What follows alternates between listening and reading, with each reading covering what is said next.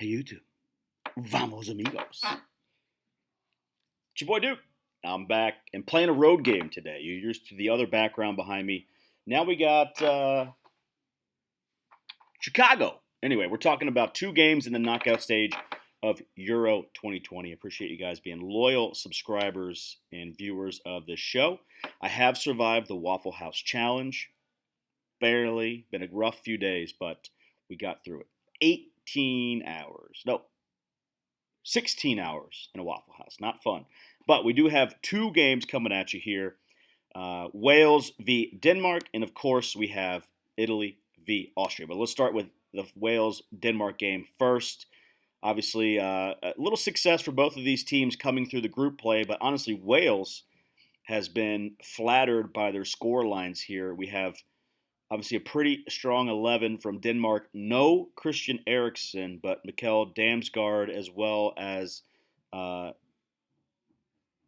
others have filled in his place. But really, the solidity comes from these two right here in the middle, Pierre-Emerick Højbjerg and Thomas Delaney, as well as this back three that you see here. I do expect them to keep the back three.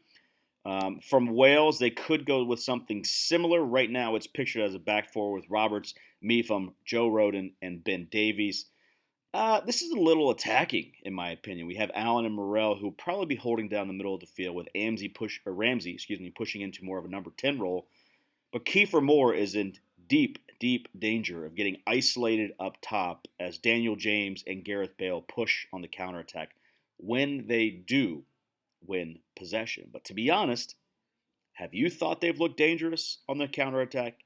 Because I absolutely have not. Now, how about this 3-4-2-1, we'll call it, from Denmark? I think this is their most dangerous setup here. Huge strength through the middle of the park with their spine, we'll call it. Schmeichel, Kjær, Christensen, Vestergaard, Højbjerg, Delaney. Then, of course, through the middle with Braithwaite, Damsgaard, and Poulsen. Miley off the left, as well as Voss off the right, have provided good support. Miley getting forward more. Voss has actually been subbed off a few times. But essentially, what we're looking at here is a team in Wales who's lucky to be through. Did not perform particularly well in the group play, but took advantage of a poor game to win all 3 points, as well as grabbing a draw to get to this spot here versus Denmark, who, outside of a Christian Eriksen issue, has been relatively flawless in group play. You figure they get 3 points there from that Finland match. It's a smoke and a pancake to get into the knockout stages here, but obviously got in with their last second win over Russia. Pretty much hammered them as well. And I kind of see this as a similar setup as far as power rankings with Russia and Wales. That's why I'm leaning towards Denmark. Money line. Minus 113 is a decent price. I made it at minus 120. So we're grabbing very, very minimal value, but I still think it's the right side to be on.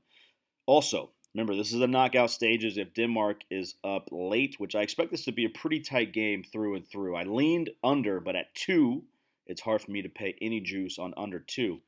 If it's 1-0 late, Wales certainly is going to push on, perhaps move some subs into the game, try to get some more attacking bodies in there. It's very capable for Denmark to hit them on the counter and grab a second late, even in like a last-second breakaway situation. So if you wanted to grab Denmark minus 1 and get some plus money options, you can certainly do that. Now, how about this Italy-Austria game? This is the biggest favorite as far as the knockout stages go. Italy anywhere from minus 220 to minus 250, depending upon your book. Austria, happy to be here. Let's look at the team news. Doesn't look like Chiellini is going to be fit for this match here, but Lorenzo Spinazzola comes back in. Verratti's been a revelation here with his fitness. Barella might take a back seat to Locatelli, who's obviously been in good form with his 2 goals. But, of course, Berardi, Immobile, and Insigne were rested for the last group stage, should have fresh legs here in the attack. And, of course, on the other end, Arnautovic, Baumgartner, Sabitzer, Schlager, Grilic, Alaba, Hinteregger, Dragovic, and Liner. I don't think they'll come out in a back 4 here. I think they go back to the back 3 with Alaba in the middle to try to keep some organization and handle these 3. You might say, but wait a minute, back 3, maybe they're going man for man. No, Berardi stays wide on the right. Insigne stays wide on the left, and Immobile is isolated through the middle. So in truth, If they go to a back three, it'd be basically a man mark on Immobile with help on either side. No matter how you break down this game, it comes out with one solution. That's Italy winning by some figure. How many, not if, is really the question. And right now, I'm going to take their team total over 1.5. That's minus 124. That'd be the main bet here. You can also look at Italy minus 1 as well as an option if you want to get a little bit less juice. Of course, if Italy wins by 1, you push that bet. If they tie or lose, you have no money coming back to you. So hit that team total. Feel free playing minus 124. Just through the run of play, I think Italy's going to be probably in the 2 to 3 goal range, but certainly if they're up and Austria is chasing the game late, we could get another garbage time goal there. Just a quick reminder before we head out of here, guys, this is knockout play. They'll play 45 minutes twice. If they're tied at the end of regulation, they will go into two 15-minute halves or overtime, extra time, if you will. If they're tied at that stage, they then go to penalties. Don't love being a little chalky here on these first two knockout stages games, but for me, the chalk makes sense. Italy is the biggest favorite on the board. We got to find a way to play them without paying minus 250. And Denmark, to me, seems like a team on the course for at least the next round, the round of 16, if not farther. This is their first game outside of Copenhagen, Denmark, but over in Holland, I still back them to get the win. So there you go. A couple games on the slate. That's going to do it. In and out. Hopefully you guys enjoyed the show. If you haven't yet, make sure you hit that subscribe button. Please, if you enjoyed the content, leave a like. We'll have another video up tomorrow. I should, barring travel, be back in my home studio. Good luck tomorrow. Adios.